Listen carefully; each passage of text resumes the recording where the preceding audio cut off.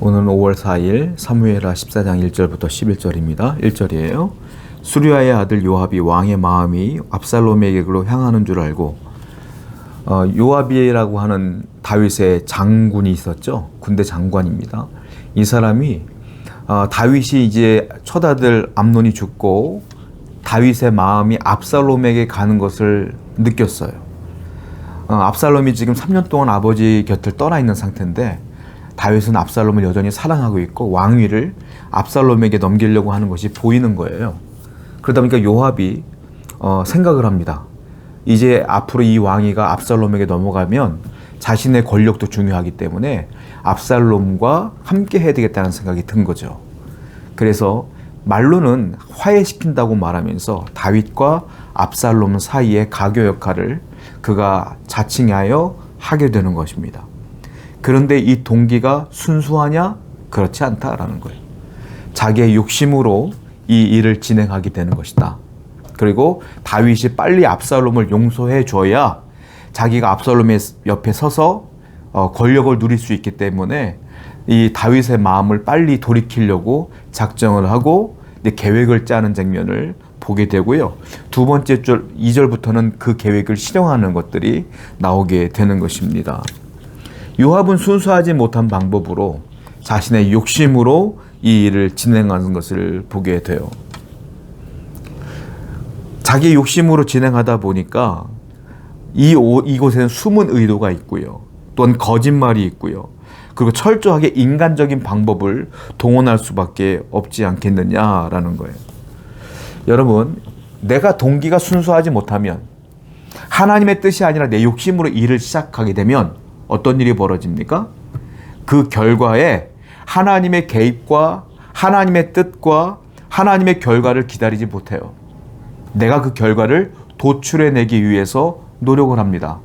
그러다 보면 거짓말도 하게 되고 죄도 짓게 하고 속이기도 하고 아닌 잘못된 방법으로 이 일을 치르기도 하는 거예요.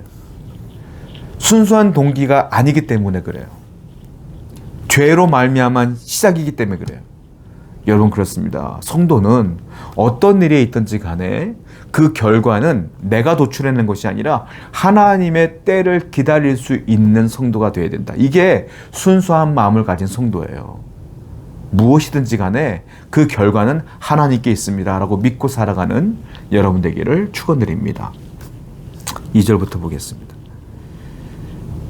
드고아에 사람을 보내 거기서 지혜로운 여인 하나를 데려다가 그에게 이르되 청하건대 너는 상주가 된 것처럼 상복을 입고 기름을 바르지 말고 죽은 사람을 위하여 오래 슬퍼하는 여인과 같이 하고 왕께 들어가서 그에게 이러이러하게 말하라고 요압이 그의 입에 할 말을 넣어주니라. 드고아 여인이 왕께 아를 때 얼굴을 땅에 대고 엎드려 아뢰되 왕이여 도우소서 하니 왕이 그에게 이르되 무슨 말이냐 하니라. 대답하되 나는 진정으로 과부니이다. 남편은 죽고 이 여종에게는 아들 둘이 있더니 그들이 둘이서 싸우나 그들을 말리는 사람이 아무도 없으므로 한 아이가 다른 아이를 쳐 죽인지라.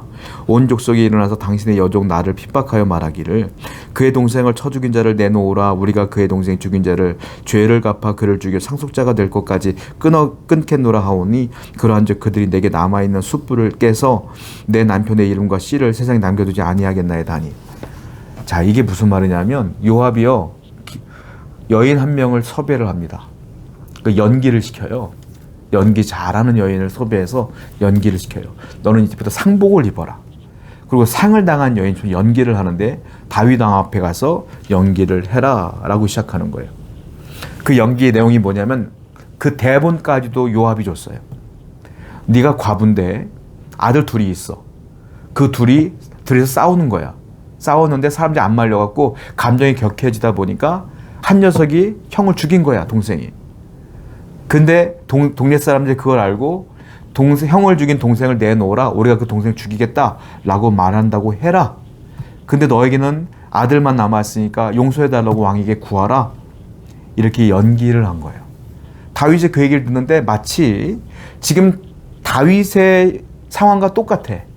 압살롬이 형 암논을 죽였고 도망간 상태고 신하들은 이스라엘 사람들은 다 압살롬을 죽이자고 얘기하고 있고 다윗은 부모로서 그럴 수 없는 상태고 똑같은 것을 보이게 하는 거예요. 그래서 이 다윗의 마음을 흔들고자 요압이 이 일을 진행하는 건데 다 거짓말이야. 연기하는 거예요. 거짓말로 스토리를 짠 거예요. 이게 뭐예요 지금? 요압이요 욕심이 들어왔거든. 그 욕심이 뭡니까? 내가 압살롬 옆에 서서 내가 권력을 유지하리라는 욕심이 들어왔거든요. 근데 압살롬과 다윗의 관계를 빨리 정리해야지 이것이 가능해지니까 방법을 연구하는데 거짓말로 속이면서 연기하면서 사람을 섭외하면서 다윗을 흔들기 시작하더라. 여러분, 죄는요, 욕심은요 진정한 진실이 하나도 없는 거예요. 그 욕심을 이루기 위해서는, 죄가 결과를 내기 위해서는 항상 거짓이 동원되게 돼 있어요. 거짓말을 하지 않고서는 일을 진행할 수가 없어. 이 모든 일의 첫 번째 원인은 뭡니까? 요압의 욕심이다. 욕심이 죄가 됐어요. 죄가 되니까 죄가 또 다른 죄를 낳고 또 다른 죄를 낳고 또 다른 죄가 나서 죄가 점점 커지고 있어요. 죄의 원인은 그래서 성경에 뭐라고 했습니까? 욕심이다. 욕심이 잉태한 즉 죄를 낳고 죄가 장성한 즉 사망을 낳느니라. 욕심이 죄가 되고요. 죄가 또 죄를 낳고 또 죄를 낳고 또 죄를 낳아서 죄가 점점 커지면 결국 그 영혼이 사망에 이른다. 요압은 자신의 욕심 때문에 죄를 짓고 또 짓고 또 짓고 하는 거예요. 성도 여러분, 우리는 그러므로 세상의 욕심과 욕망을 내려놓을 줄 알아야 돼요. 사도 바울이 뭐라고 그랬어요? 나는 일체 자족하는 비결을 배웠노라. 예수 그리스도 안에서 자족하는 비결을 배웠노라. 욕심을 이길 수 있는 방법은 자족하는 거예요. 그게 뭘까요?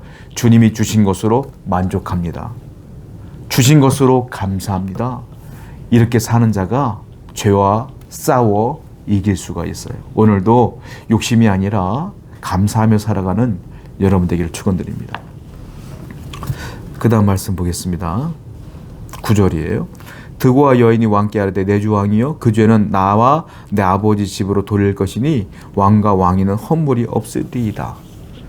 다윗이 그 얘기를 딱 듣고 마치 자기 얘기 같은 거예요. 그 앞에 결론을 내지 아니하고 다윗이 그 여인을 불러요. 돌아가라. 내가 생각해 볼게. 돌아가. 이렇게 얘기했더니 여인이요, 지금 돌아가면 결과가 없잖아. 그러니까 어떻게든 이걸 결과를 내야 돼. 집착하기 시작해요. 왕한테 얘기해요. 다윗 왕에게. 다윗 왕이요, 당신이 어떤 결론을 내더라도 그 죄는 당신에게 없어요. 내게 있는 거예요.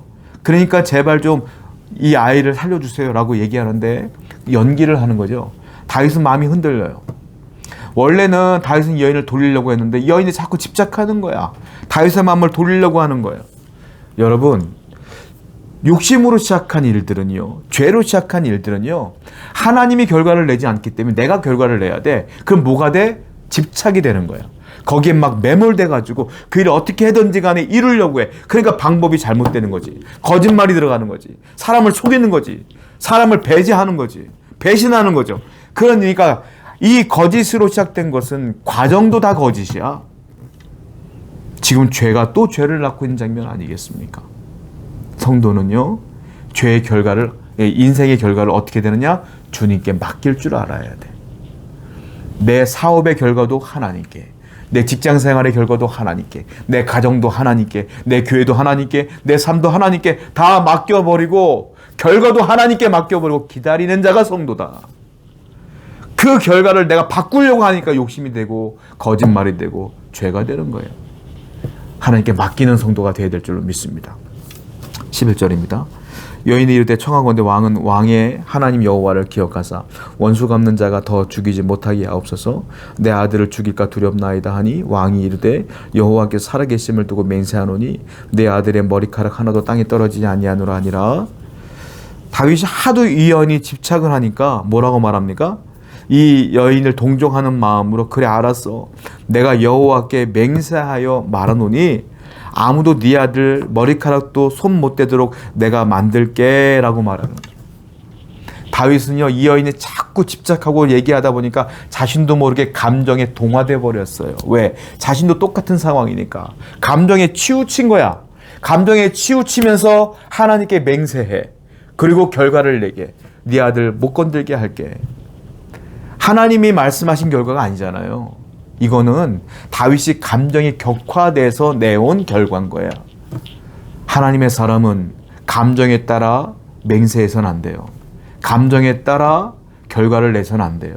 하나님의 사람들은 뭐에 따라 결론을 내느냐? 하나님의 말씀이 맞느냐 아니냐를 두고 기준 삼아 결과를 내야 되는 거예요. 모든 성도들 가운데 이 감정에 따라 움직이는 분들이 있어요. 감정은 요동치입니다. 아침과 저녁의 감정이 달라요. 1시간 전과 1시간 뒤에 감정이 달라져요. 감정은 믿을 만한 게 못 돼요. 감정이 아니라 하나님 말씀을 따라 행하고 그 말씀을 따라 믿는 여러분 되기를 축원드립니다. 말씀이 여러분 삶의 기준이 되어야 됩니다. 기도하겠습니다. 하나님, 욕심을 부려 죄를 짓는 자가 아니라 말씀을 따라 기다리는 성도가 되게 하여 주옵소서. 예수님의 이름으로 기도드렸습니다. 아멘.